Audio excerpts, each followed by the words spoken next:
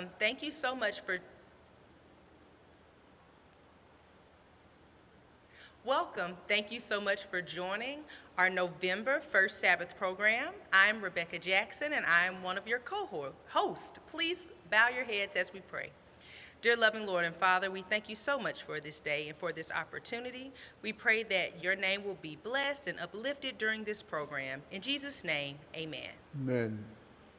Welcome, welcome, welcome to everyone. We are so glad that you are here. My name is Joseph Hyde, the Communications Director for ORCM and the Regional Retirement Plan as well. And we are so excited that you are here with us live via Facebook or via YouTube. We thank you, we thank you, we thank you for being here and joining us. We have so much packed into this program for you. We have so much packed into this program, and we are so excited that you have joined us. There are a lot of things, if you've been watching on our Facebook, that we've been hinting at some things that we're going to show. We have a lot of important people that we want to interview, so just buckle in and let's get ready. We are here with our individuals that are here.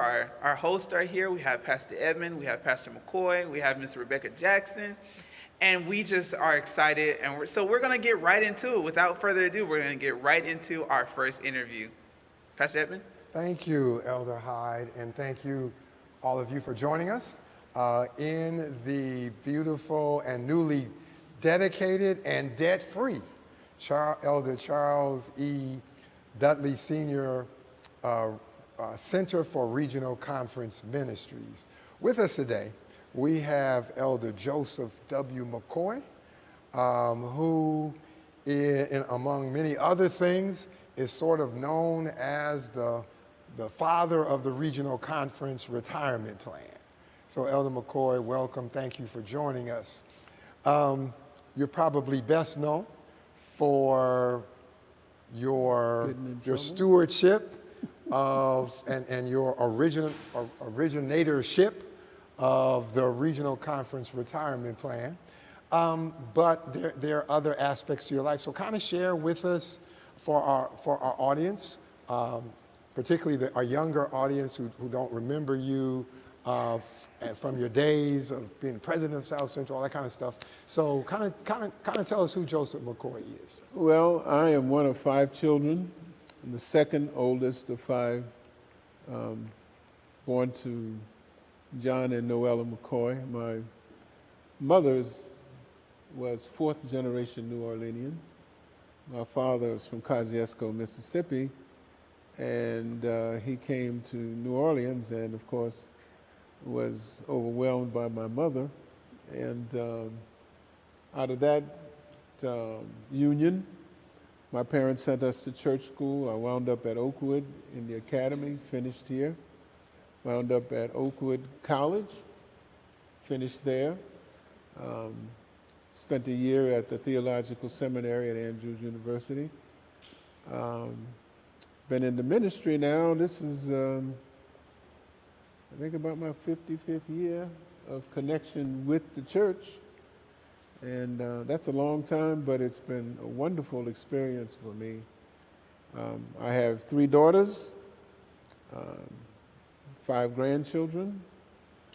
My lovely wife, who was one of my, I was telling the church this morning, my greatest asset was my wife, because I got in, I could ruffle up the members, not rough them up, but things that I wanted to do, they may not have been ready for, and they wanted to stone me.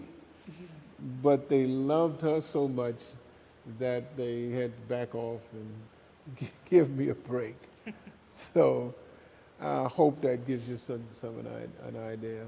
Thank you very much, Elder McCoy. Okay, this building where we are is the Elder Charles Dudley Center for Regional Conference Ministries. You and I have in common being hired as young pastors by Elder McCoy, being trained by Elder McCoy, being Elder Dudley, being influenced by Elder Dudley. For the people who didn't have the privilege of knowing and working with him, in my mind, he was probably, no, not probably, he was one of the greatest leaders this church has ever had.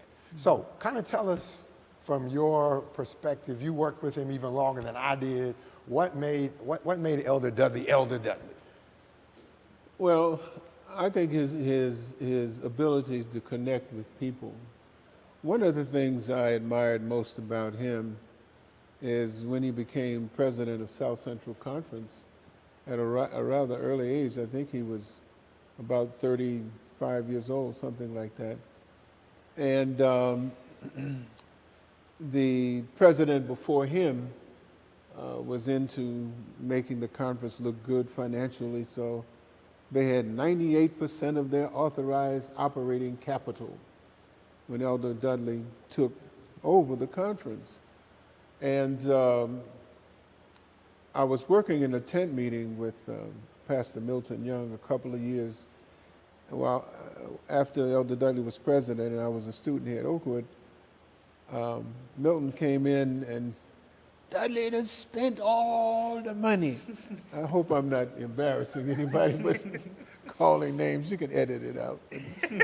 No, we're live, It's Elder live. McCoy. Oh, I'm sorry. Okay, I'll try to. Now, and that was actually a very good imitation of Milton Young. Yeah. But he had spent all the money. The conference is broke.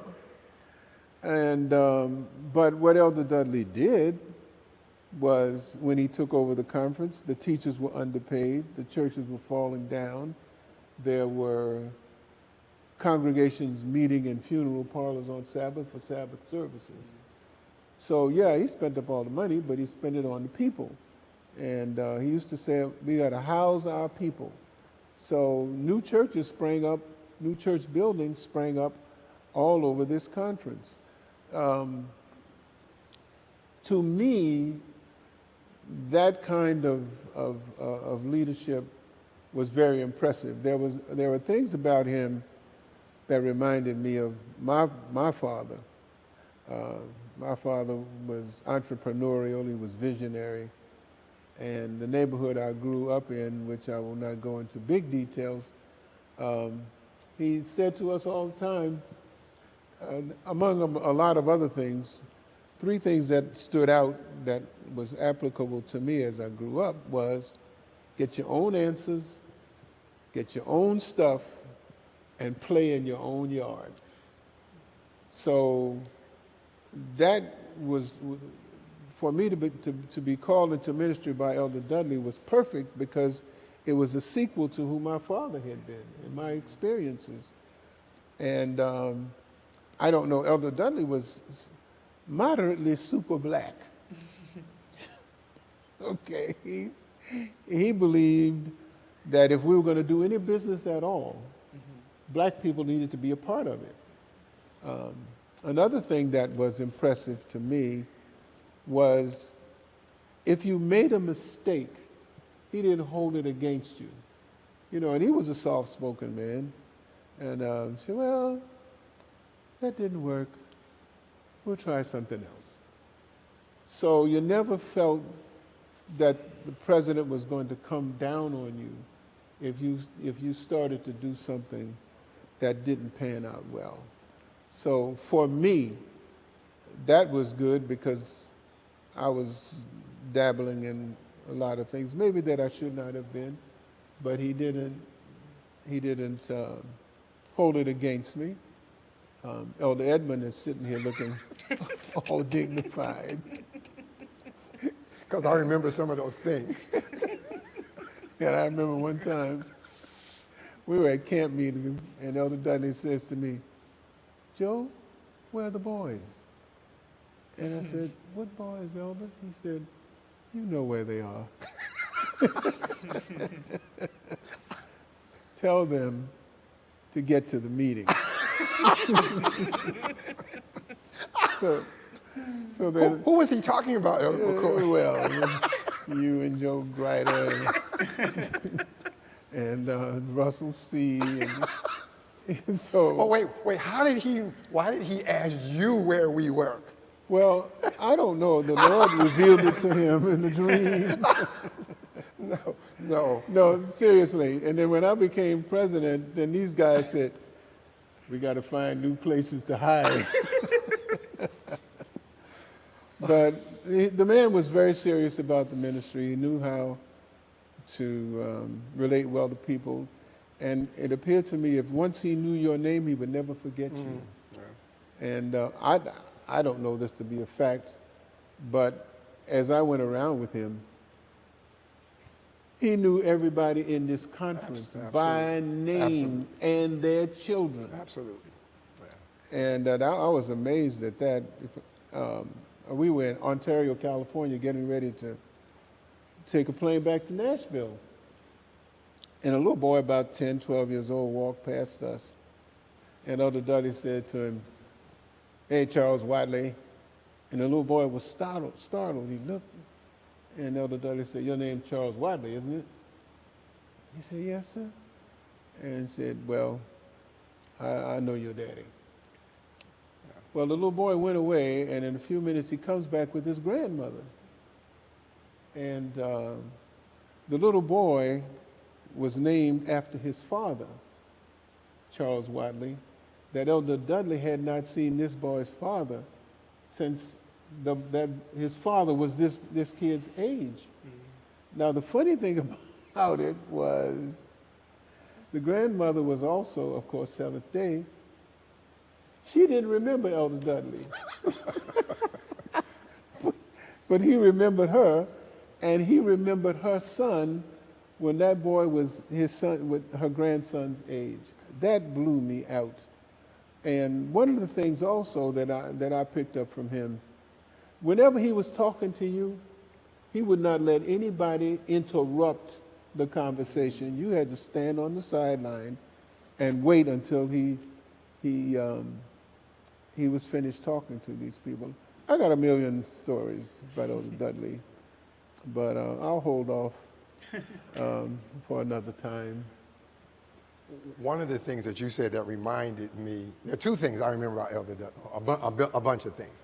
But the two that I want to share are, one, he taught us, I know he taught me and I think he taught you this as well, and that was, while South Central was his primary responsibility, and later on when you and I became presidents, it was our responsibility. But Elder Dudley taught me that I had a responsibility to the regional work in addition to being responsible for South Central. That he taught us that there was a collective vision. And I don't know that anybody else was quite drilled into their heads like he drilled into us, that there was a work beyond the borders of South Central, and really, and that was very important. He taught me to look at the black work in addition to looking at South Central.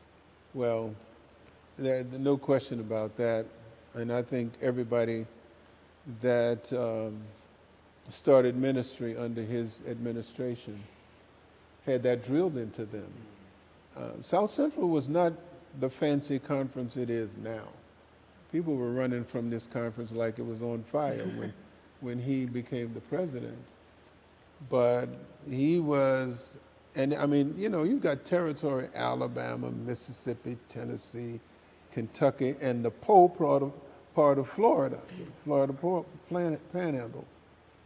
And then he's in the circle with all these guys from New York and Washington and Philadelphia and all these, Miami and Atlanta. But because I don't know what was driving him, but he became the go-to person for what was happening in the black work. And so that all of us, as we matured as pastors and became departmental people, and we interacted with departmental guys in other conferences, we took that with us. Man, this is a whole thing. We're not trying to do this by ourselves. So that, I think, is something commendable. Yeah. And in terms of remembering names, I don't think I ever saw anybody that came close to him. He was a one-man ORCM RCRP before there was a structure. There was Elder Dudley. Okay, real quickly, and then we need to move on. Give me your favorite Elder Dudley story, and I'll give you mine. What's your? I know we all have a million of them. Those of us who work with him. Give me your favorite Elder Dudley story. Well, I got a lot of them. I know you can only tell one. But I'm going to tell you one that let me know his attention to detail. And I wasn't particularly proud of this moment. And I'm sorry this is live, but since you got me going. No, I was down in Mississippi, and he was taking me around showing me the churches. And we got to Leland, Mississippi, and he says, "Joe, this church needs to be painted." And I said, "I understand, Mr. President." And he said, "Okay." So, man, I got down into that district, painted the church, and then he said, "And be sure to paint that steeple." And I remodeled the church, put insulation in the ceiling, did all those kinds of things, got a little kitchen going and all that in Leland, Mississippi. So a couple of years later, I'm traveling, and Randolph Stafford is down in that district. And I said, "Stafford, when Chief gets down here, we get to Leland, he's going to tell me I didn't paint that steeple." And the fact is, I didn't paint the steeple, but I did all these other wonderful things. You know what I'm saying? But he got out of the car and he said, "Joe, you didn't paint the steeple." And Stafford and I fell out laughing. I said, "I knew he was going to do it."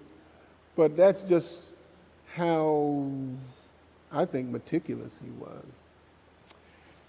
My favorite story is Elder Dudley had people skills that I've never seen. You're right, he did. When he sent me to a very small church in Kentucky that was at the edge of the conference, he said, "Now, Dana, when you get there, you're going to see and he named everybody in that little small church. So his people skills were just extraordinary. And because he was so people-oriented, I remember one time there was this young pastor who was on his way to somewhere else and said, "I'm gonna stop at the conference office." Had no appointment, just went into the president's office, and for the next 5 hours, that Elder Dudley took time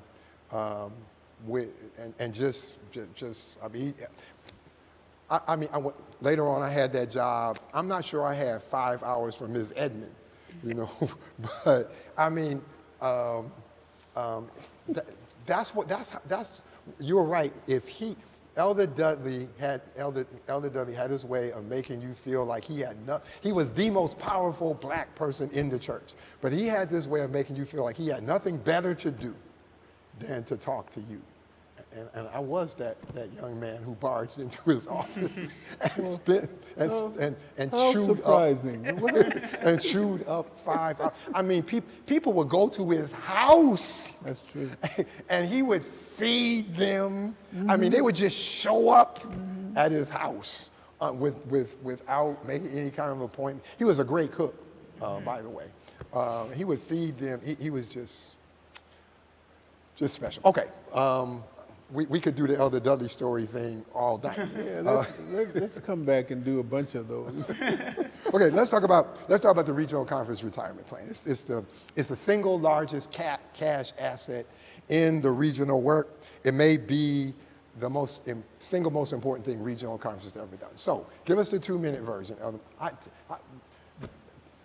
I'm imagining you didn't roll out of bed one day and say, "Hey, we need a plan." So kind of give us the Cliff Notes version of the origin of the Regional Conference Retirement Plan. The origin would go all the way back to my time in Houston, Texas, back in the 70s. And there was a pastor there, Elder Carruthers, who had retired.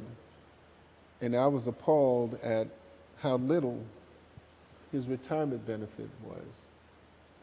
That stuck with me. Do you remember how much it was? It was less than $200 a month. Oh my goodness. I mean, to the extent that, and I wish I could think of this lady's name, but she was a business person down there. Out of the proceeds from her company, she gave Elder Carruthers $400 a month for years until he passed away. But that stuck with me. But we would take him bowling and all those kinds of things to fellowship with him. Years later, I'm in South Central, and one of our pastors becomes ill and has to go on General Conference medical sustentation. And Elder Dudley was pulling his hair out.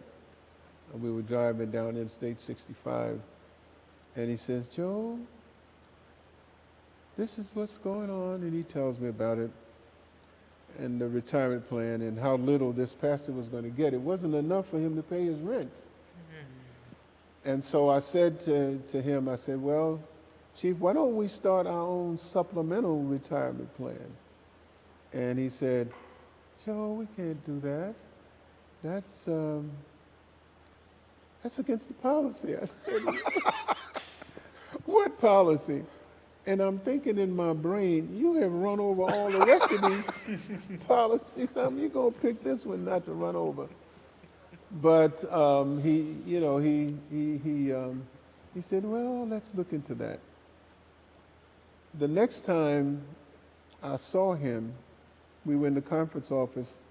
He had gone to study the Social Security program and how you could be vested or whatever it was. You had to put in 10 years and so forth. And so he designed the plan. He and George Pearson and Murray Joyner, two of the smartest guys I've ever known in ministry, who could talk intelligently about any subject that you brought up. So he goes into the conference room in Nashville, and with an adding machine, they figured out how they're going to walk. So I walked in, and I started laughing because I said, "Chief, that's not going to work." "What do you mean, Joe?" I said, "Come on, Chief. You need to do an actuarial study." And so he said, "What is an actuarial study?" And I explained it to him. It's a long story. And he said, "Well, we don't need to do that." But anyway, he had figured out how to fund the supplemental retirement plan, the idea that I had given to him. And I was really happy to see him do that, because at that time, I think the benefit from the GC was $600 a month.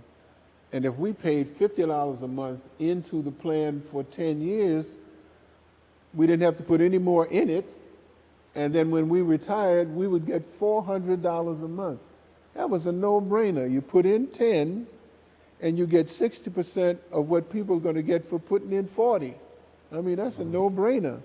So it was years after that that I became president and got the actuarial study to put that plan on solid foundation. In the meantime, the General Conference decides to change the retirement plan from defined benefits, where the conference paid for the workers and the workers didn't have to put anything in it, to defined contribution. What they had done with the General Conference retirement plan is that they had $1.4 billion of unfunded liability.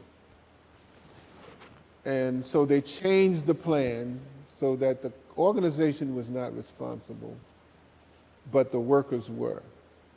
And I said, "No, I'm not going to do that to our people." And so I went and had an actuarial study done for South Central Conference and showed with the money we were sending to GC that we could take care of our retirees for less money. Okay? In the meantime, I was running around. I was Elder Dudley's valet. I mean, I was everywhere. Joe, get me this, blah, blah. And of course, I heard a lot of conversations of the conference presidents, and all of them were complaining about the retirement plan. Well, when we started the supplemental plan in South Central, Elder Dudley sent the invitation to the other regional conferences and said, take a look at this. You guys should join us and provide a supplemental plan for all of the workers in all of our conferences. Well, that went over like a cement cloud because they didn't want to displease the brethren. So when we roll into the 90s and GC is doing what it's doing, changing the plan, it gave me an opportunity to say to my fellow presidents at the time, don't miss the boat a second time. You guys missed it with supplemental retirement. Don't miss it with this, because I'm going to do this. And it's not, and I said, and plus I said, if we're offering this to our employees, I'm going to get the best guys in the country because all of them are going to want to come to South Central. And I remember one president who shall remain nameless, but his initials are Roy Brown. He said to me, no, Joe, baby, you're not going to get them all, you know. So, and he's one of our pace-setter presidents that was very supportive of the program, but was out of office when we actually started the thing going. But those are the broad strokes of how we got going. Okay, so you pull out of the NAD plan, which means the money you're supposed to be sending up, you basically said, we ain't sending it up anymore. Okay, so I'm imagining that didn't make you all real popular.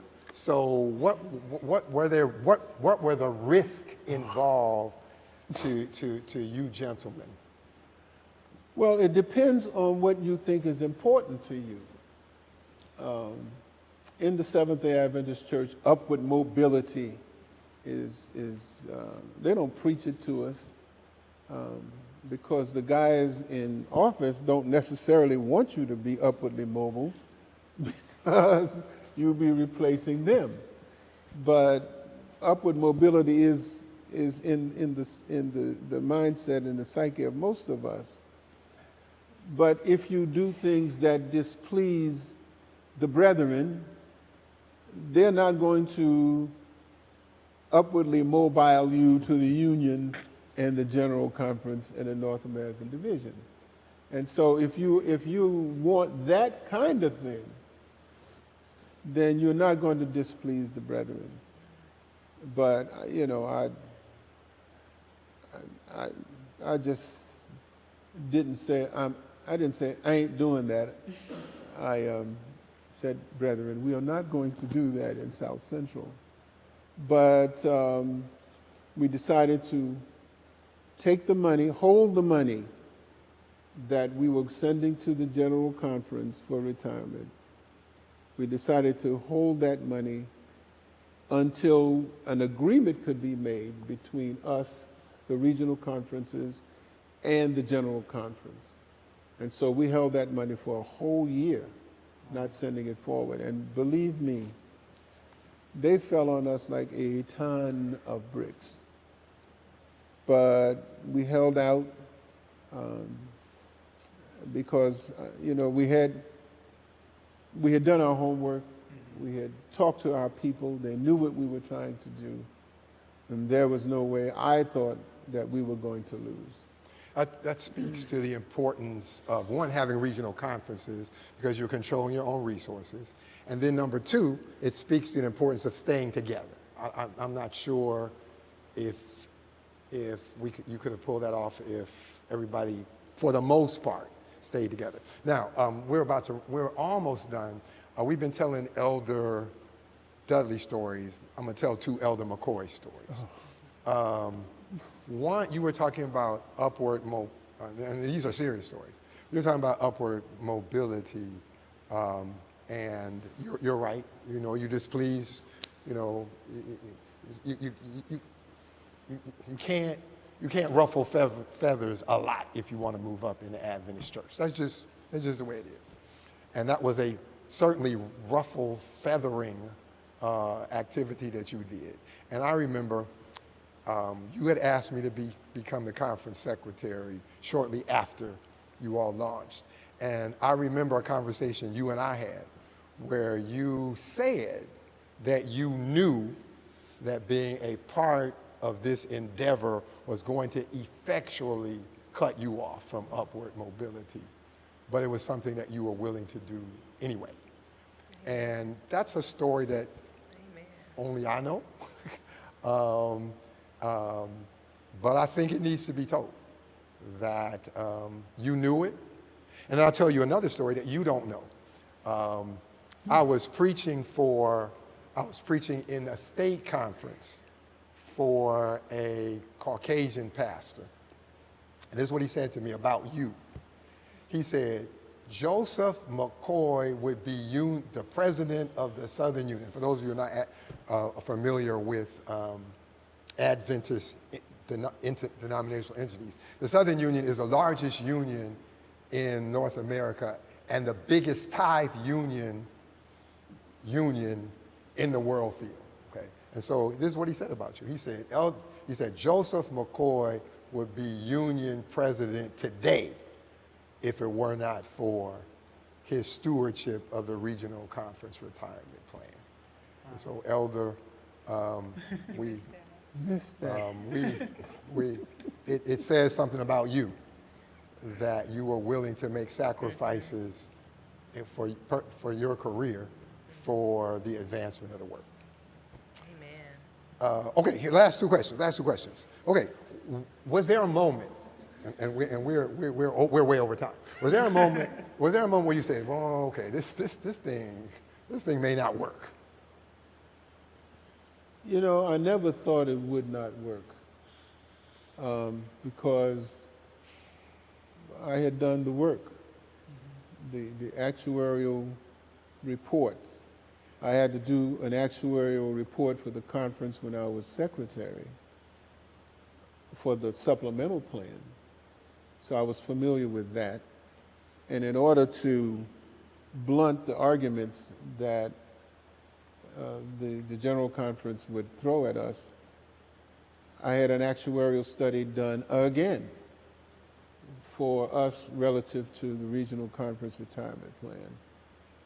And so I never thought I would fail, except that I thought I wouldn't be able to get the rest of the conferences to go with me. And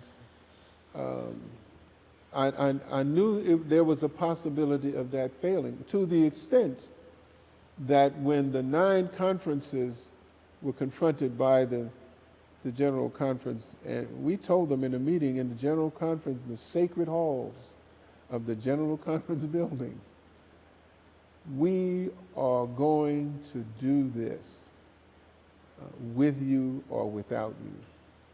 And of the 9 conferences, only 1 decided not to go with us initially. But they caught up with us about 1.5 years, maybe 2 years later. They came into the fold. But all of us were working with the understanding that we wanted all of us to benefit from this effort. So I never thought the plan would fail, but I thought it was possible that I would fail to get all of the conferences to do it. Well, Elder McCoy, thank you for sharing this time and giving us a little history. I realize now I'm old enough now to have been a part of that history. So here's our last question. The brethren have seen fit to honor your contribution by naming the cultural center the Joseph W. McCoy Cultural Center. So tell us, we're gonna go upstairs and see it in a minute, but tell us what it is, what's in it, what's the purpose? The purpose is to make sure that retirees never feel disconnected from the work. And so, in the minds of some, it sounds like a second museum. In fact, there was a debate in the board, why do we need two museums? And I said, well, this is not a museum, this is a cultural center for retirees. And the thing that motivated me to do that was I remember a worker was retiring, and they said, I don't mind retiring, but I won't be involved anymore. And that involvement, that fellowship that you have as a denominational worker is lasting, and you don't want to be disconnected from these people. And so I said, well, what can we do to make sure that they do not feel that they are separated from the work? And that was the birth of the Regional Conference Retiree Cultural Center. I think it's nice to have it named for me, but I don't want the name to be greater than the people that we are targeting for it. So it's the Regional Conference Retiree Cultural Center, and in there we will chronicle the history of the development of the plan. We will have art exhibits that will take place there, and it's for fellowship, for history, and for enrichment for retirees. It's their space, and we want them to be able to come into this building anytime they feel like it, to go to the cultural center and just bask in what the Lord has done for us over their careers. Thank you so much, Elder McCoy. We're about to, I think, Brother Hyde, we're about to tour the building. In the case of the African American Adventist History Museum and the Cultural Center, we funded those last to make sure that we could do the entire building and do it debt-free. So I don't think either of those are completely finished yet. No. But probably by the end of the year, Elder McCoy, are you anticipating? Well, I'm hoping by the time we get to the end of November. Okay. The Cultural Center will be up and flying. Okay, and that's kind of the same thing for the African, but we want to see both of them. So Brother Hyde, tell us what we're doing next. So next, we thank you, Elder McCoy, for joining us, and we will love to move forward now in our program. We will have to replace you in your seat with someone new, but we do thank you for having us and having you here with us, speaking to us about the rich history that you were able to accomplish within the Seventh-day Adventist Church. So we thank you for that. Next, we will love to interview our next guest. She is a phenomenal person. She is a phenomenal person, and we are so excited that we have the opportunity to interview her, and you will learn so much more about her in a few seconds as she comes up on stage. And listen, if you're online and you're watching, make sure that you subscribe to our channel. We really want to grow our following, and also share it with your friends and family. They want to learn more and hear more about what we're doing here at ORCM. So thank you for tuning in. Again, share it, like, subscribe, make sure you hit that notification bell, so every time that we go live, you will get a notification on your phone, and you will say, hey, I know to tune in to this program. We do this every month, and so I thank you all for being here right now. And so we're going to continue on in our program. Ms. Jackson. Thank you, Joseph. Well, hello, Dr. Nichols. Hello, good afternoon. Thank you so much for joining us. We're you so for happy to inviting have me. you with us this evening. So we want to start off with you just sharing a little bit about who you are with our viewing audience. Good afternoon, everyone. My name is Margaret Nichols, and as a young child, I grew up on the beautiful island of Grenada in the Caribbean. My siblings and I grew up with my grandparents, and we lived there during our elementary years, and we were supposed to come to the U.S. for our college days. But from an early age, our grandparents had us doing things like taking care of animals, gardening, and those are very good memories that we have, and habits that we have developed. We saw animals being born. We were able to name them. We were able to own them. We even each, as little kids, had our own little plot of land where we could plant anything we want and watch it grow and reap it, and it was our own. So those are some very good memories I have from growing up with my grandmother. Once I graduated from high school, I worked for 1 year in Grenada because I needed to wait for my brother to finish college so we all could migrate to the U.S. together. So I worked at Barclays Bank for 1 year as an accountant. And then after coming to the U.S., I actually did my bachelor's at Baruch College, and then I did my master's at Pace University. Both are in New York City. In my early years, I worked as an accountant in corporate America. I actually worked mostly for law firms because my goal was to become a corporate lawyer.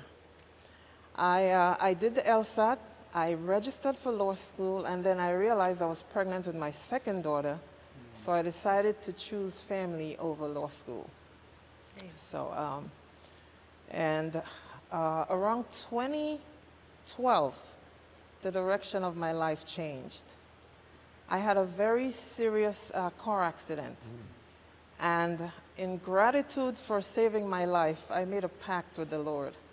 I said I would go wherever you want me to go, be wherever you want me to be, do whatever you want me to do.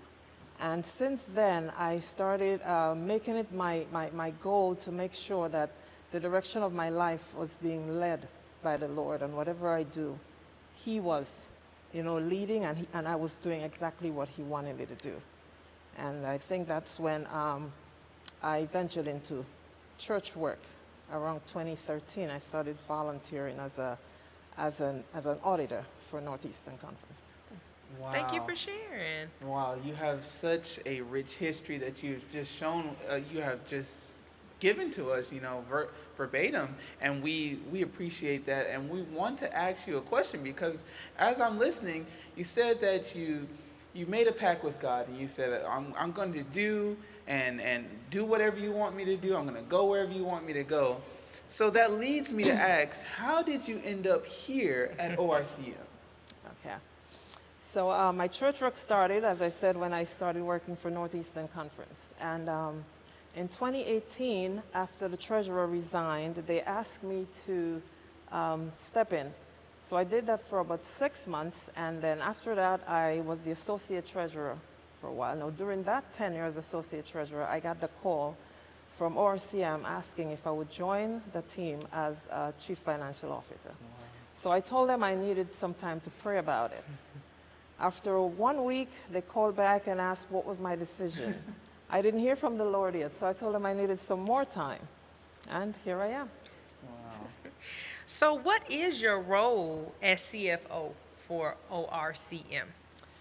As CFO, I handle all the finances for the Office of Regional Conference Ministry. I'm also responsible for the funds that we receive and allocate to services and programs that are run by the entire regional conferences. We seek to, for me, I seek to make sure we adhere to professional accounting practices, and we regularly reviewed by the GCAS. Okay. So I like to promote integrity, accountability, and honesty. I try to make sure that everything we do would please the Lord that we serve. Amen. So let me ask you this question, and you may not know the exact figures off the top of your head, but I would like to ask, what is ORCM's budget?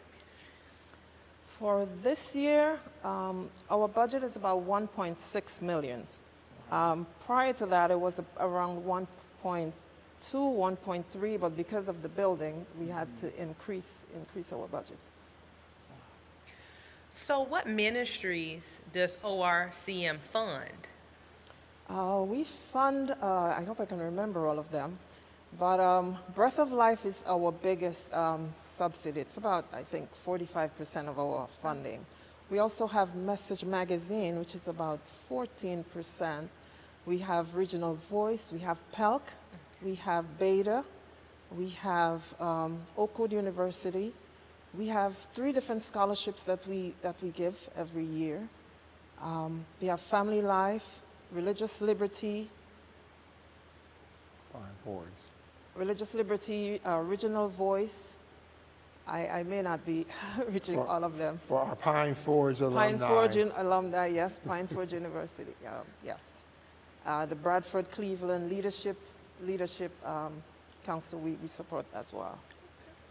So it sounds to me that ORCM is involved in a lot of different things. They are involved, and through your help, they're prospering. Through your help as well, they are prospering. But I would imagine the big question, and a lot of people have this question with any type of nonprofit organization: how is it funded?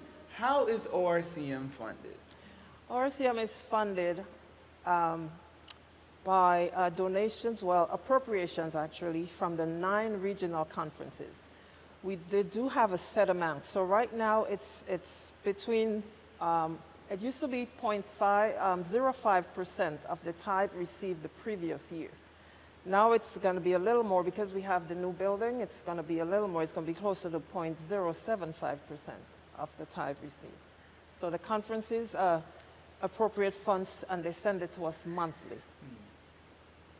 Thank you so much for that. Thank you for all this great information. I know that we have learned a lot, and I know that our viewers have learned so much just from you being here and being able to tell about your testimony, about your story of how you came into working with funds and being here at the ORCM. So we thank you so much for being here, and thank you for being on this program today. Thank you so much.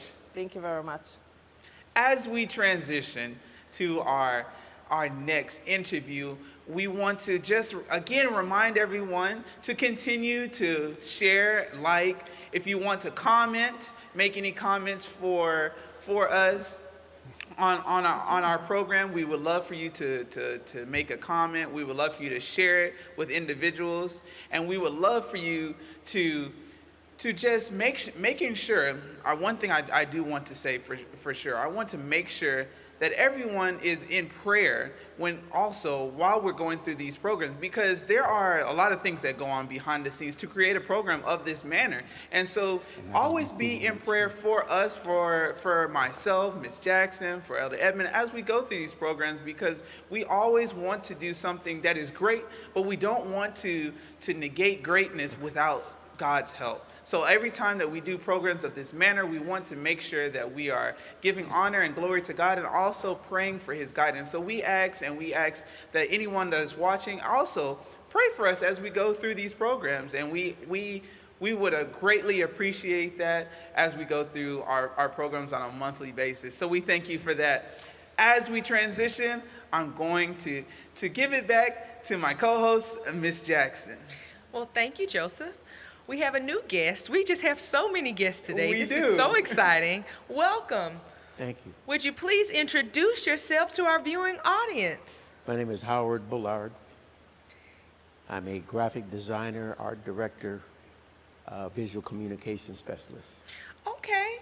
So it is our understanding that you were the curator or the designer for the museum that we have here. Correct. Well, can you please, it's beautiful. I can't wait for our viewing audience to see it. Can you tell us just how did your vision come together? Where did the vision come from? Well, it's an interesting question because I actually don't know what I'm doing until I seek God's help. Amen. It's almost like when you have a brand new home and you want to decorate it, and there's thousands of pieces of wallpaper, and you don't know which one to pick except for a style. So the first thing I do is I pray, because I look at walls and I ask God, what do you want me to do? And part of being a designer always is keeping in mind what you can do and what you can't do. In other words, what you want to do sometimes is beyond the possibilities of reproducing what you have in your head. So the reality was that I wanted to create something that had a whole lot of visuals in it that had interest and also a combination of design and color, and also represent our people. It is a beautiful representation of our people. It definitely is. It definitely is. And you all will be able to see it in a few. We'll get to that part. I know you all are excited to see our building.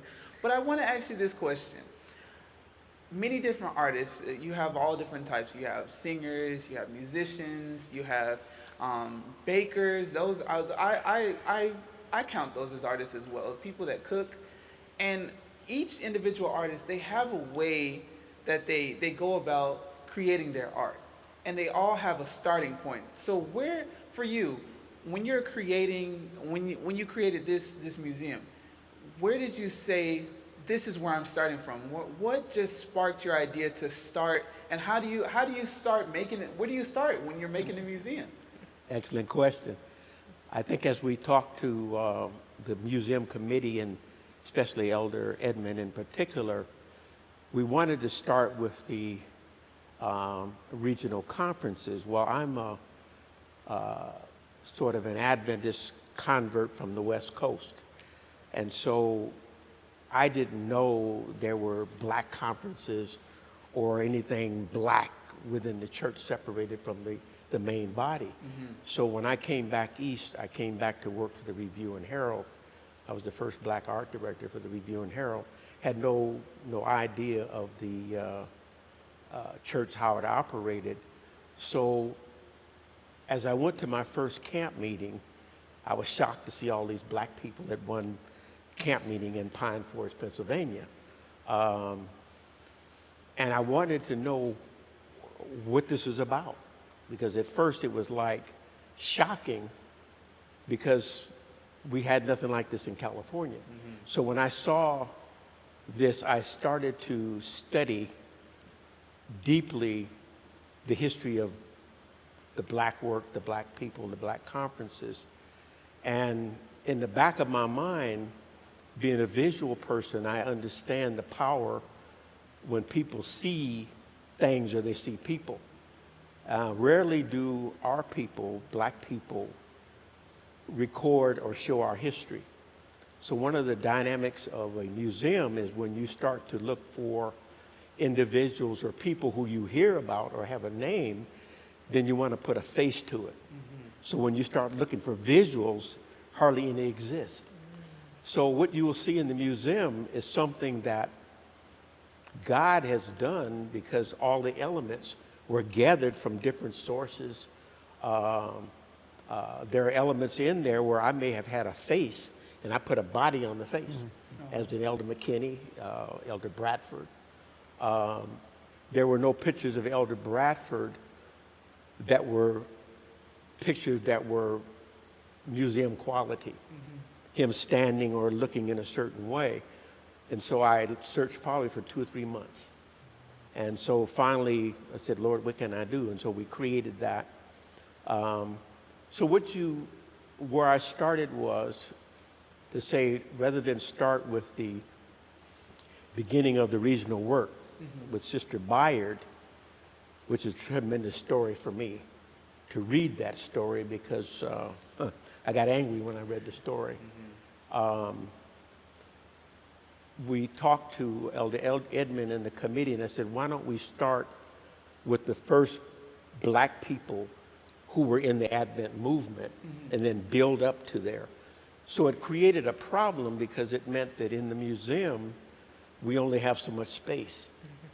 So my background is one that God has allowed me to work in different areas, from television to ad agencies, design firms, and able to have a broad background to be able to even do a museum. So most people today are not trained to do set designs for television or museums and things like that. So I started out as an architect, so that background came in, because now I'm dealing with mathematics and I'm dealing with measurements, trying to fit certain numbers of things within a certain amount of space. Mm-hmm. And then the other thing they decided to do was to do a chronology or a timeline. And so it creates another problem because most museums, if you have a lot of elements like dates and you have pictures and you have to put some type or some history with the people, where do you put it? So there's a lot of problems that needed to be solved. So when you see the museum, it actually is it's a miracle. So you said that you had to acquire artifacts from different places. How did you go about acquiring? Did you put out a call for photos or for artifacts? How did you gather the things that were going to go into the museum? Good question. I began to contact some of the conferences. Very little was available. I began to research archives, and I began to research old Adventist magazines that were documented. Interesting, because one of the websites for our archives, it stops at about 1950, and it doesn't pick up again till like 85. So there's no visuals available for those time periods. So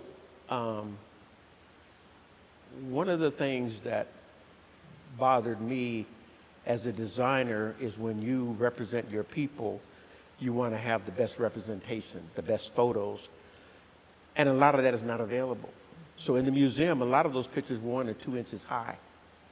So we had to buy programs that would enhance those visuals so that when we enlarged them, they wouldn't fall apart. So those that are very bad, we're going back into the museum and rehancing some of those photos. Because a lot of people who see it will look at it and say, oh, this is a bad photo. They don't know that's a good photo because we found something that you have never seen before. So in a lot of ways, what we're showing, my intention as a designer, and talking quite a bit with Elder Edmond, and I'm pleased that Elder Edmond brought me out of retirement, because every time I do a project at my age, I said, this is the last one. But somehow, a few years ago, I promised him that I would do this museum. And so I'm delighted, and what motivated me was to show the faces of the people of color who have sacrificed for the work of God in this country. We're talking about people who come from slaves, and this is why the museum starts out with those motifs in the background, so we never forget where we came from. To look at the leadership, when we look at those faces, when I look at the faces, some of the background I've read, and I know, I can't use the words now, they'd be probably profanity, what our people went through to be where they are. So I have a lot of respect for what I've learned, and I'm hoping that when people see this museum, they will be proud, then they will become angry when they see the sacrifices that were made and what happened, and then they will be motivated to realize that we're in a battle for our dignity, for our pride, for the work of God, and that our young black people especially will not be discouraged in this church when they see what our people have done and how far we have come. Thank you. So we thank you so much, Mr. Bullard, for explaining that. I never knew the things that went into creating a museum. I've been to several different museums in my lifetime so far. I've been to a couple of museums and I've seen many beautiful things. But coming into this museum, I've learned a lot. I've learned so much, taking my time to go through. And so I greatly, as a younger person in the administration, I greatly appreciate the work that you have put into this museum. It is a beautiful, beautiful museum. So we thank you again for being on this show today, and we thank you for all the work that you have done for us. Thank you so much. I know we're over time, and we want to show the museum. I did want to share how he talked about how we pulled him out of retirement. he designed a beautiful museum on the campus of Adventist University of Africa in Nairobi, Kenya. And several years ago, Mrs. Edmonds and I had the privilege of visiting that museum, and we said, okay, when we finally build our building, we have to have something like that. And I said, Brother Howard, if you can design something half as nice as what you've designed, and so he is actually the designer of two museums, two beautiful African American, and the one he has in Africa tells the story not just of the Adventist church, but tells the story of Africans through colonialization. It's a wonderful. So thank you for your contribution. Thank you. Yes. And so, as we continue in our program, please tune your ear to be blessed by this special music.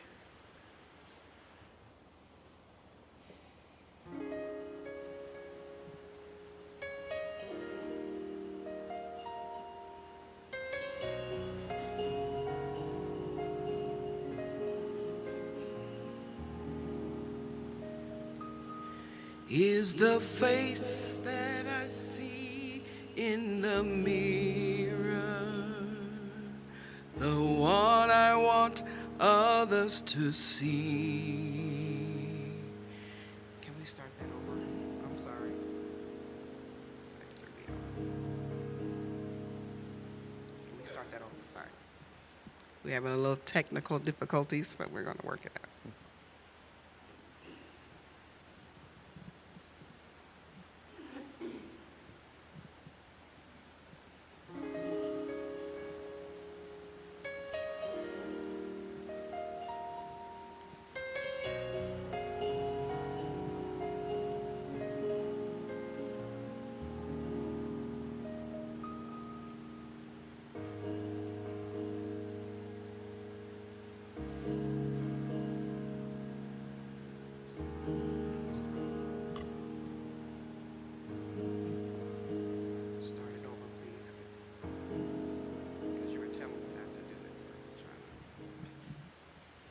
Hold on.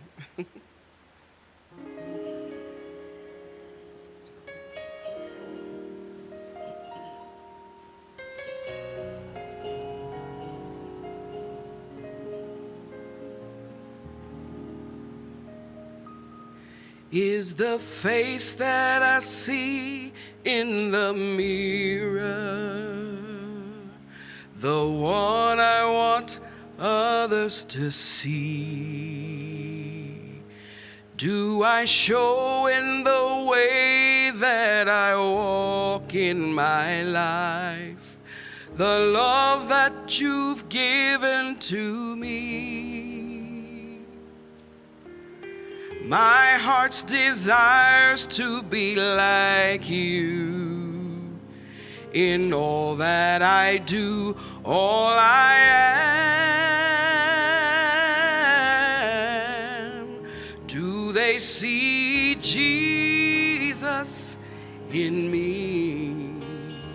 Do they recognize your face?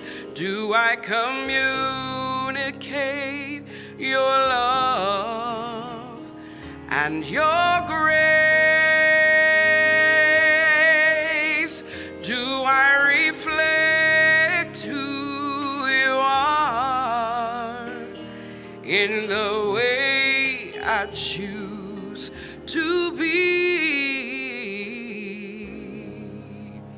Do they see Jesus, Jesus in me?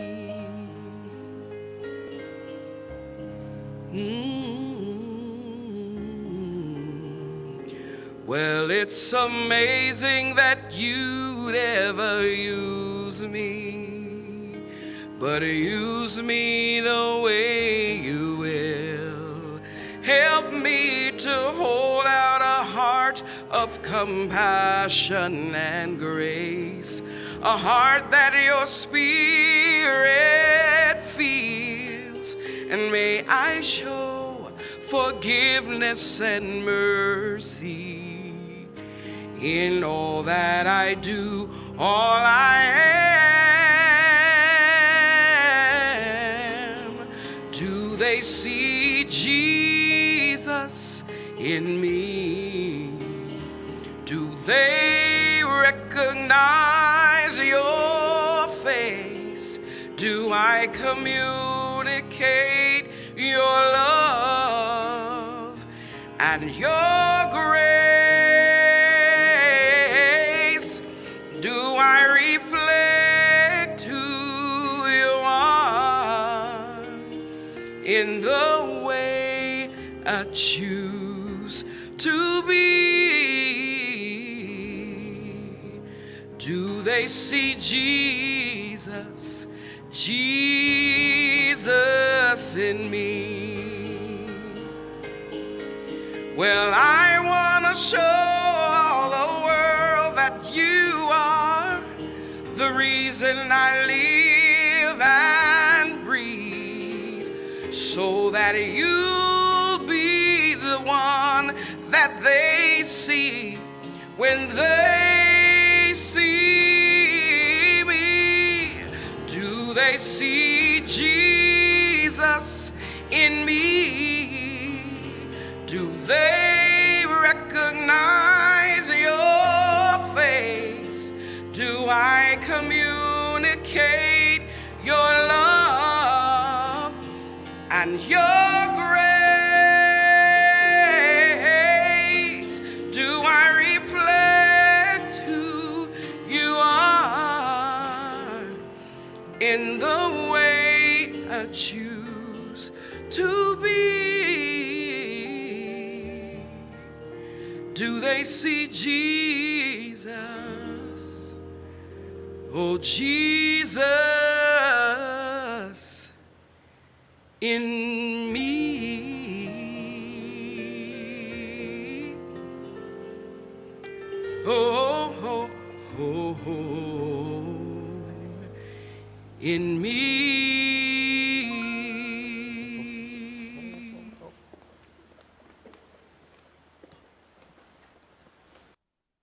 Welcome, welcome, welcome. The time is here. The time is here to let you all see this beautiful building. Are you excited, Evan? I'm excited. Yes. So we're gonna get started with the one and only museum. So let's go right in.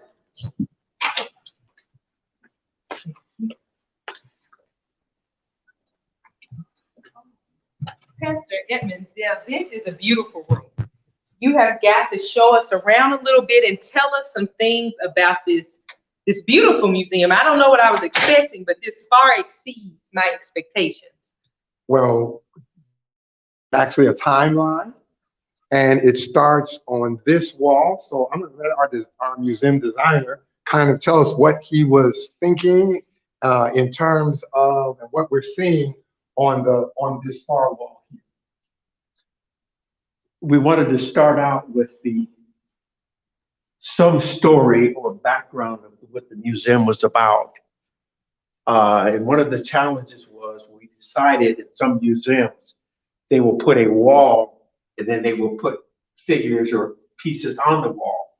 In this one, all of it is captured in one particular panorama. So in the very tight, to me and as a designer, there's nothing prettier or more brilliant or more dynamic than gold.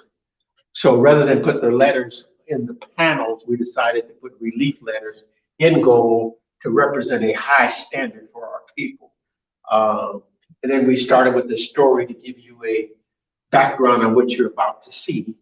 And then we began with the timeline, and the first panel covers the very beginning of the Black work in the church, the very first Black church.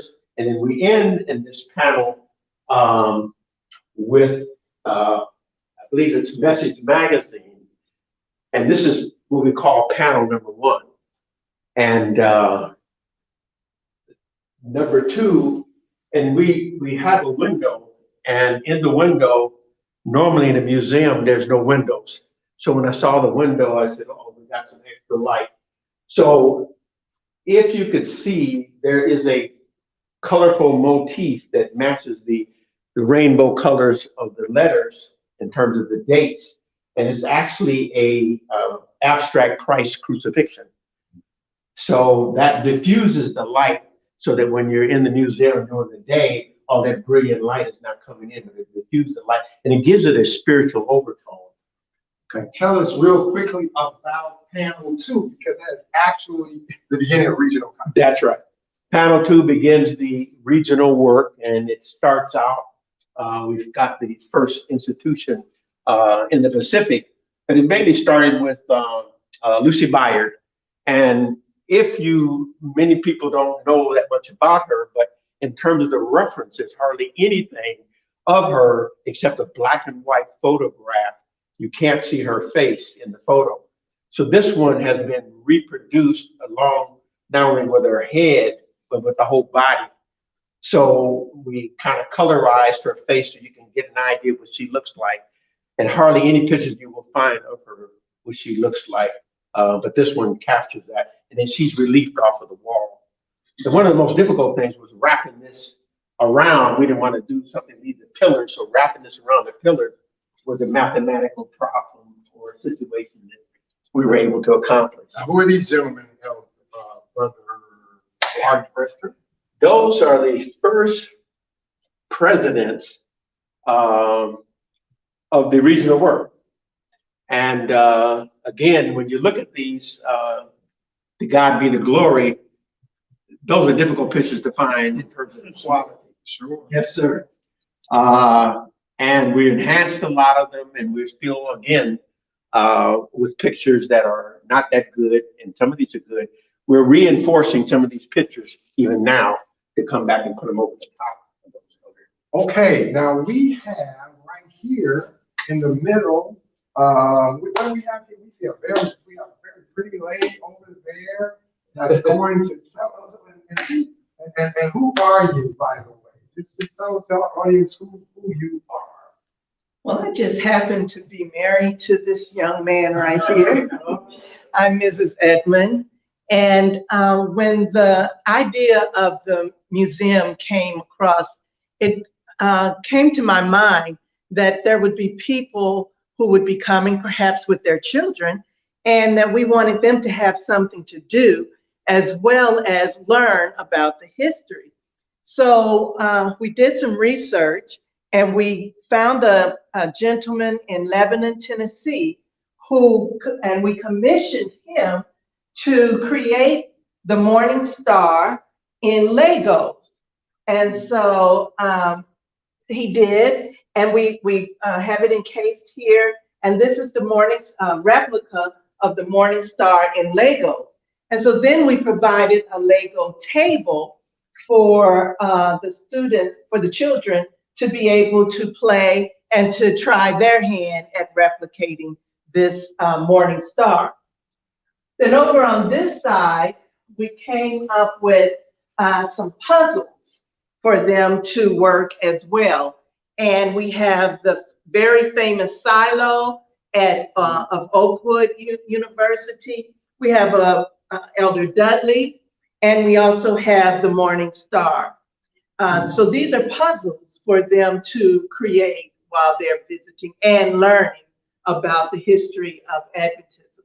And also, we have coloring books that were created by a young lady. I believe she's a student here at Oakwood University, Janiyah Hines, and she provided these coloring books for them. And we have other things that we're going to add throughout the year.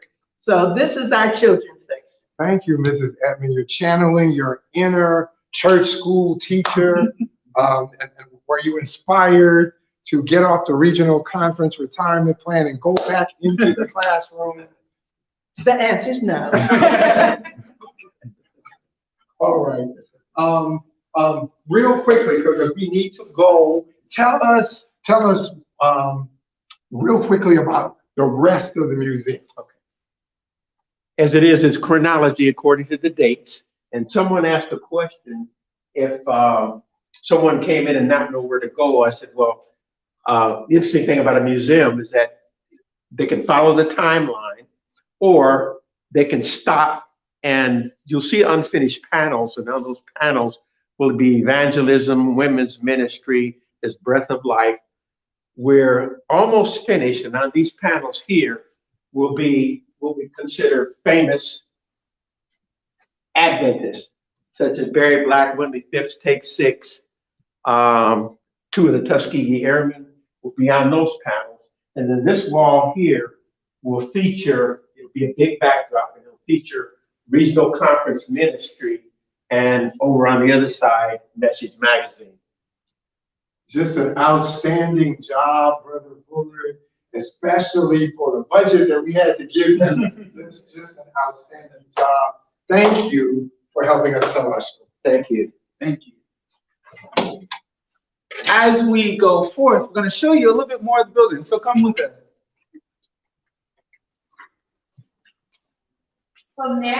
So now we are going to enter the Mutual of America Auditorium, and Pastor Edmund will tell us a little bit more about it.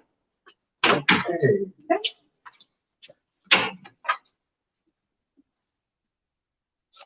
This is the Mutual of America Auditorium.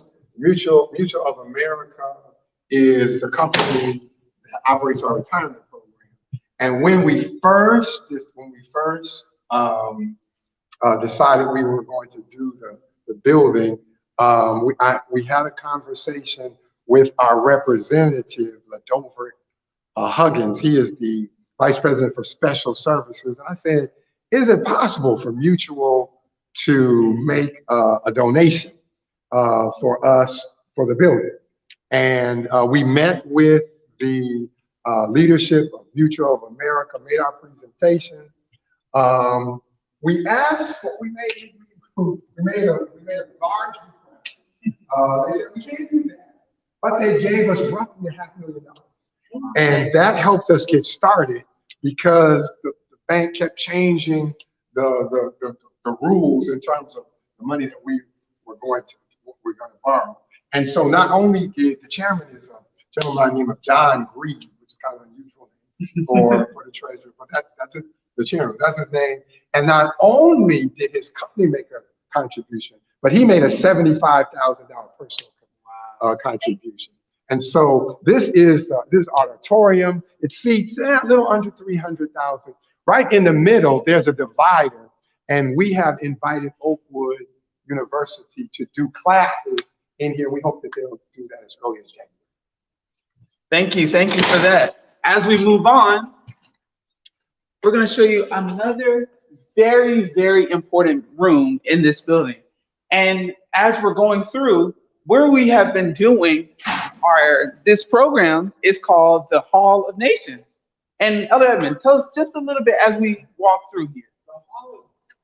The Hall of Nations represents, you see all these flags here? There are about 85 flags, and they represent countries where we have members where they're from in regional conferences. So in our regional conferences, we know of about 85 countries that are represented. Mm-hmm. And we named this the Daniel R. Jackson Hall of Nations after the late former president of the North American Division, who, even though he was not a brother by skin color, he was a brother to a great friend of regional conferences, and we miss him. So, Pastor Edmund, I see that this is a boardroom. Who is it named after and why? Okay, this is the Frank L. Jones boardroom. Frank L. Jones was the first ORCM director and the first retirement director. He did both. In fact, he and Mrs. Austin were all the people that you see in the building now. It was just two of them when they started out. They had a lot of work. Yeah, they had a lot of work. And so this seats about 50 people, and we had our first board meeting here. Brother Hyde worked really hard with our AV people, and so we had our first board meeting here about a week ago. Thank you for that. We're going to move right along. We're going to go right out the door, and we're going to go upstairs. This building is so large. There's so many places, and we want to try to pack it all in together. let's just show you the dining room real quick as we go through. Hopefully the lights come on. Let's see. Yes, there you go. As we walk in, we have the lights on an automated system, so they just come on when you come in, and that's a beautiful system. Tell us a little bit about this. This is the Regional Conference President's Dining Hall, and we named it after them because the largest contributor to this building, which is about $9 million, were regional conferences. And by the way, that gives me a chance to say it one more time. Regional conferences allow people of color to control their own resources. Nobody was giving us $9 million to do this building. And so the regional conference presidents laid out in that, and we named the dining hall after that. That's great. That's great. All right. It's time for us to do a little bit of walking. We're going to do a little bit of walking. We're going to go upstairs really quickly, and we're going to show you what we have going on upstairs. There's so much in this building, and we really want to show you everything that we have in this building. So follow us. Follow us as we go up these stairs. My office tends to be upstairs, so I will be getting a lot of exercise as we go up. And we go to follow us as we go to our ORCM, and we show you the retirement plan and their side of the building as well. We have this lovely, lovely section here. So if you ever get tired and you just want to take a break and you want to come visit us, come sit down, come chat with us.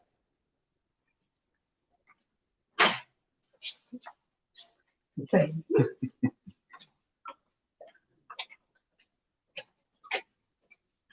So tell us about this hallway, Elder Edmond. There's a lot of rooms. I know we can't go through each room, but tell us generally what is on this hallway. These are the offices for the people who work here. So the first offices is the CFO for retirement. This is Yvonne Collins. She came to us from Lake Region. We just hired this young man, Brenton Henfield. He's from the Bahamas. He's our accountant. The editor of Regional Voice, Keena Henson, this is her office. Message Magazine has an office, even though they'll continue to operate out of Maryland, but they have an office here. Attorney Crawford Monk's here. This is Brother Joseph's office. And we just moved in here Monday, so I don't know how decorated it is. It's not yet. This is our assistant director for both entities, Elaine Austin's office. And this is our CFO office, Dr. Margaret Nichols. You met her a few moments ago. This office is the the executive assistant for the Office of Regional Conference Ministries. And now we have recognize the name on that door. Yeah, this is my office. Mrs. Edmonds decorated it for me, and I'm very pleased. What I love about this office is from this window you can literally see the entire campus. So I really enjoy. I've only been here a week, but I really enjoy just sitting here, and just while I'm working, just looking out over the view, and sometimes see the students pass by. So we're really excited. Elder, I don't know if that'll sit well with us Memphis people. I don't know if that jersey will sit well with us Memphis people. I was born in Cleveland, and so this actually was given to me by my staff on my last birthday as president of South Central, and so we kind of enclosed that. I have to say something about this, Pastor Edmond. Meet Elder Edmond. I remember insight in that book. That takes me back. You can obviously see it was a long time ago because I had hair and it was black. I remember that. So as we continue through this building, we're going to go to this side, and this side is primarily for the regional retirement plan. So tell us a little bit about this side. Here we have. I was waiting for the lights to come on because you know. Okay. There we go. Here we have the executive director for the Regional Conference Retirement Plan. As I said, we just moved in here Monday, and Dr. Cox was away all last week doing workers meetings in Lake Region and Southeastern. So his office isn't decorated yet, but he'll start doing that on Monday. His executive assistant, Michelle Pruitt, this is her office, and she's done a fine job in decorating it. Okay. This is our workroom where we do work. Okay. That's pretty simple. That's pretty simple. Yeah. Nothing much to it. I'm imagining that this may be just the best room in the building. This is our break room. We had a staff meeting the other day, and my staff told me, because I'm a notorious eat at my desk person, they said, Elder Edmund, we have a nice break room. Please don't eat at your desk anymore. And so they fixed it up really nice. Ms. Yvonne Collins, our CFO, and Brother Henfield did this for us. Looks like a great place to grab a bite and take a break. Yeah. So don't eat at your desk. Can't eat at your desk. So we're going to look into another type of boardroom, but we call this our conference room. And this is where we will have meetings for ORCM or for retirement plan. And this is where we'll just do a couple of meetings of that such. But yeah, that's pretty much it for this room. And last but not least, we're going to show you the cultural center. Now, this is the room that Pastor McCoy was talking about, correct? Oh, and there he is. Wow. We found him. Wow. Well, actually, this is the reception area for the retirement side of the building. And anybody that visits the retirement area will go, if they want to see Elder Cox, they'll go through those doors and down the hallway. We're going to have a desk in here pretty soon for to handle any traffic that comes in. This is the entrance to the cultural center where Brother Hyde is standing. And he's opening that door. All right, so we're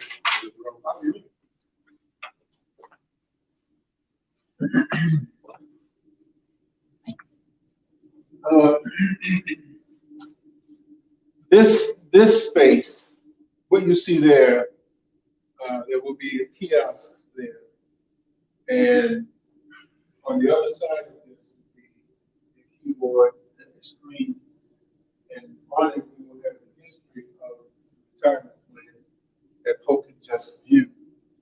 On this wall over here, we have a mural that shows the original building where the offices were, and we're going to have pictures of the original staff there.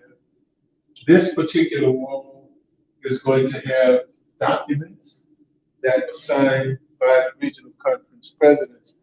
And I failed to show you, well, all the pictures have been moved, but in this space, the reception area, there's going to be the 8 initial signers of the document that created the plan, plus 3 men who were for the plan but were out of office. And then on that wall behind you there, we have the original documents that were signed, blown up with their signatures on it. So that will be there. On, I can't remember what this wall is right now, but this wall, we have a full statue of a slave with broken chains. And above it on that wall, it will say, breaking the chains that bound us. And the actions of the executive committees that voted in their own conferences to go with the plan will be exhibited on that wall. Okay, you'll see some of the artifacts on it. Now this table came out of the conference office in South Central. And I did not want that table to get lost. So we brought it up here and we will put various and sundry things on it. And the retirees will be able to sit at the table and go through documents. We're putting in a binder documents that chronicle what happened on the plan. On this shelf over here, the hanging shelf, there'll be artifacts. I have a pen. If fact, I have it in my pocket right now, that I signed the original documents that created the plan. Each of us signed. I had my own pen that I signed, and I've been holding on to this pen, and I'm going to have it put over there so that they can see at least one of the pens that signed the original documents. This, when you see this square here, there will be one in that middle space there. And on the front of it will be the Adele program that Dr. Baker is leading out in. We'll explain what it is. And it's a beautiful piece that's going to be there. And on the other side of that, we're going to have a section that I call sightings, various and sundry places where we've seen retirees at Alumni Weekend, at General Conference, at Youth Congress. Will be pictures splashed all over there. Now, you notice that when you come in here, those kiosks are set so you feel like you're flowing in a direction. Well, that back wall is going to chronicle what happened, the milestones in the development of the retirement plan will be on that wall. Over here, we're going to have art exhibit by some very famous Black American artists. And eventually those spaces will change because we will bring other artists in. We will try to encourage our own people to do art so that we can exhibit. But this is the Regional Conference Retiree Cultural Center. Thank you so much for that. I look forward to the wonderful things that we'll be putting here. And I got to see that pen. I have to see that pen up there. So as you can see, we are going through the building and there's so much. We've actually had to skip over some things because there's so much. But you know how you can get to see them? Come visit us. Come check us out as we're in our office space. We have an elevator. We have stairs. So either way you want to get upstairs, you want to walk around downstairs, there's so much to do.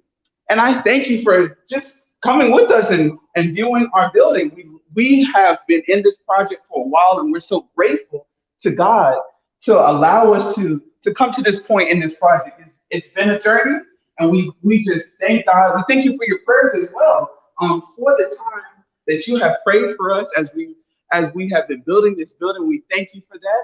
And we're going to go right back to our program. We have one last interview. I know we've been holding you all for a little bit long, but we had to show you our building. I mean, it's a great building, so we couldn't leave it out. We had to show you this great building that we have, and we had to show you the great things that God has done with our building and with the retirement plan and with ORCM. So we thank you for that. We thank you for everything, and tune in to our next interview. Thank you so much.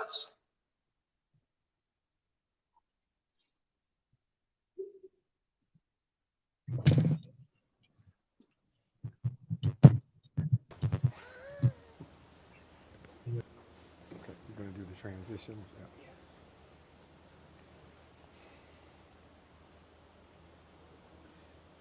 Yeah. And we're back. Thank you so much. That was such a lovely tour. This is such a beautiful building and such a testament of God's goodness and grace to the regional conferences. So we are about to have another interview, and I have been waiting for this interview since I started doing this program 2 years ago.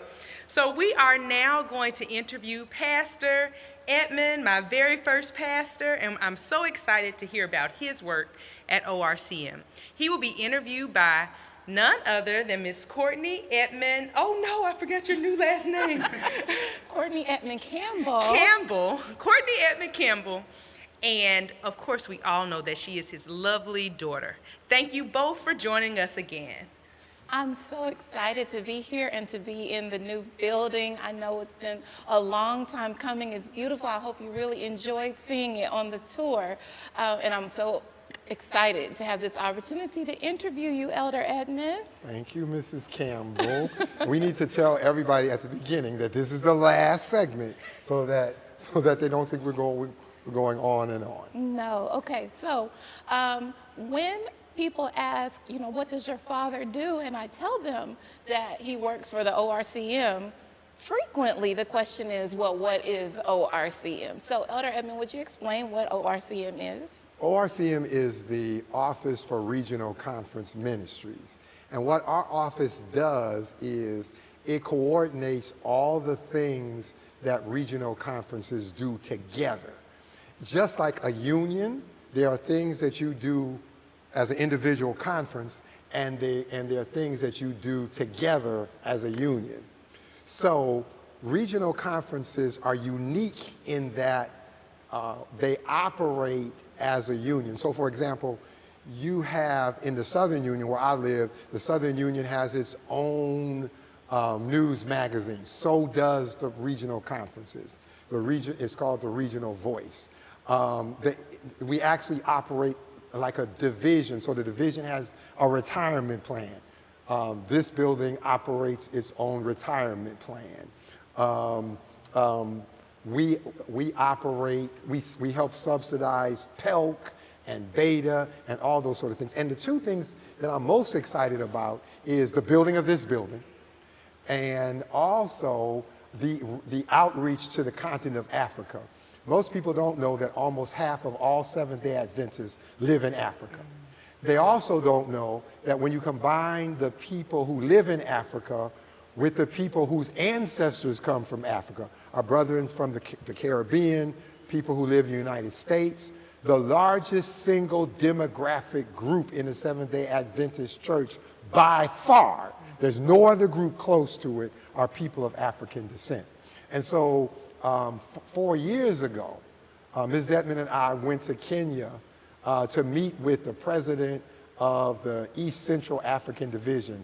That's either the first or the second largest division in the church. They kind of go back and forth. 1 year, one is the largest, the other is the other. And so we met with him and we said, would you be interested in a summit meeting between the leaders in Africa and the African-American leaders in North America? And I never will forget what the president said. He said, of course, Elder Edmond, we would be interested. And then he said, we thought our African-American brothers didn't care about us because there had not been a real connection. So at the end of so Ms. Edmond and I went and because you can't bring 30 people over without somebody setting up the housing and setting up the excursions and telling people, these are the shots you need. You know, we were kind of the guinea pigs. We got our shots. I got 8 shots at one time. So we said, these are the shots you're going to have. Here's the best way to go over. When you land, here's who's going to pick you up, all that sort of thing. So my office coordinated all that. And it was a wonderful meeting. So much so that at the last day of the summit, the president of the West Central African Division preached the final sermon. He said 2 things. He said, we will never allow other people to separate us again. And then he said, we want you to come back next year. Now, we hadn't planned to come back next year, but he said, we want you to come back next year, only this time I want you to come to West Central Africa. So in January of 2020, I couldn't get Ms. Edmond to go with me that time, so I flew to the Ivory Coast and made the arrangements for the second summit, which was to be in April of 2020. But we all know what happened. The pandemic hit, so we've maintained contact by Zoom. So last week we had the ORCM Oakwood University Ministerial Connection, where the gentleman that you see on the wall over there, they came and interviewed prospective theology majors. I'll pass up what I was about to say to 2 of you on that. They met, and every year, young men and young women get hired as a result of that career fair, where we bring people who have jobs and connect them with people who are looking for jobs. So those are just a few of the things that the Office for Regional Conference Ministries does. So what do you say to people who question the need for regional conferences and the ORCM in general? I would tell them, look at this building. Without the ability to control your own resources, nobody was handing us $9 million. Okay, that's what this building costs. You have to have the ability to control your own resources, which allows you to control how you do ministry. Money dictates how you control ministry. If it weren't for regional conferences, we would have had to go and ask somebody, can we build this building? You know, and they were not going to hand us $9 million. So imagine the interest that we saved by not borrowing $9 million and paying interest over a 20 to 30 year period. So that's the ability to control your own resources is absolutely critical. You got hired in South Central because South Central has the resources to decide how many teachers they want, how many pastors they can afford. Without that, you have to go to somebody else and get permission to do those kinds of things. So regional conferences are critical. Now, I know some people, every time you do a building, some people say, why are you spending all, I'm sorry, I'm not trying to make fun. But people will say, why are you spending all this money? The reality is all these entities were paying rent somewhere. And so I'll give you an example. The North American division built their own building, and people said the same thing. Why are they building their own building? And their building was a lot more expensive than ours. What people didn't know was they were paying $1 million a year in rent. Wow. You know how fast you can build a building if you're paying $1 million a year in rent? Okay, so it just seems to be a greater use of God's money. See, right? We're not paying anybody rent. We were paying across the street where we were paying rent. We're not paying anybody rent. The entities upstairs, Message Magazine and Breath of Life, they were paying. Now, some of those entities now pay rent to us, but we're not paying rent to anyone. So you kind of touched on this in why there is a need, but where did the genesis for the idea come? Say, let's get one building and house all of our organizations. How did this idea come about? The first person I heard mention was Elder McCoy.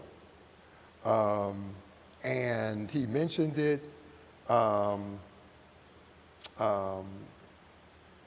Then when I became ORCM director, there was a vote taken to have ORCM lead out in building the building. So we had to find the contractors, had to get the financing, had to get the architect, all that sort of thing. But I believe that because we have been talking about this for like 20 years. So I believe that you either need to do it or stop talking about it. So, you know, I said, okay, if you all don't want to do this, then tell me, and we'll stop talking about it. But if you do want to do it, then this is what we got to do. Well, Elder, I know that I would like a longer space of time. There's so many questions. I'm hearing stories about you that I did not know from the previous interview. We'll have to come back and revisit some of those. But I would like to close with, if there were one thing you think people should know about the Regional Conference Ministries, the Office of Regional Conference Ministries, or the new building itself, what would be one thing that you would want people to know? Here's the one thing I want people to know, that regional conferences belong to us. And I remember people like Elder Dudley and Elder Ward and Elder Cleveland passing down this legacy to us. That's the reason why we have a museum, because we want to tell, especially your generation and the younger generation, this is what was passed on to us. When old people like me step off, and my daughter is telling me it's almost time for me to ride off into the sunset. When people like me pass off the stage, the people left are people like you. And I don't want to meet Elder Dudley in the kingdom and he say, what happened to regional conferences? And I have to tell him what they passed on. Mrs. Bradford, Charles Bradford's, the former NAD president's widow, she told me she started off in South Atlantic Conference as a young woman. She's 96 years old now. She's the last person left from that office. She said they started off upstairs in somebody's house. That's what the conference office was. Look at what the Lord has given us. And he's done it through the faithfulness of his people, the sweat, blood, and tears of people who went before us. I want you all, if time should last, to continue this. And so, you know how you young people talk about Wakanda? Well, regional conferences are the closest thing we have to Wakanda. You know, they belong to us. And the biggest threat to regional conference, when I was a young pastor, people used to say, our brethren who don't look like us, their agenda is to get rid of regional conferences. And so I was young and hot-headed. It was like, no, we will fight to the death. But here's what I've discovered. The biggest threat to regional conferences is not external, it's internal. Our own apathy, our own lack of knowledge, our own history, our own lack of awareness that what we have and what was given to us is one of the great success stories of the Adventist church in the last 80 years. Despite having a little more than half the money that our state conference brothers have, regional conferences have grown 4 times faster than the rest of the church in North America. That's worth saving. Amen. It's worth having. It's worth continuing. That's what I would like you all to know. Thank you. Thank you, thank you. We have come to the end of our program. I know we have held you all in for so long, but we had so much greatness to show with you all and to show you the building and to interview these wonderful people that had such an impact in this building and in the work of regional conferences. So we thank you for sticking with us. As we close, we want to close with a word of prayer. We want to ask Elder Edmond to close with prayer. Thank you. Let's bow our heads. Father, we thank you for what you've done. Thank you for all these people in front of the camera, behind the camera, who've made this happen. And Lord, now we dedicate again this building to you. May the miraculous story of this $9 million structure being built debt-free, may that miracle be used to tell an even greater miracle, the miracle of grace. When you come, save us by the same gospel this building is designed to tell others. That's our prayer in Jesus' name. Amen. Amen. See you next time.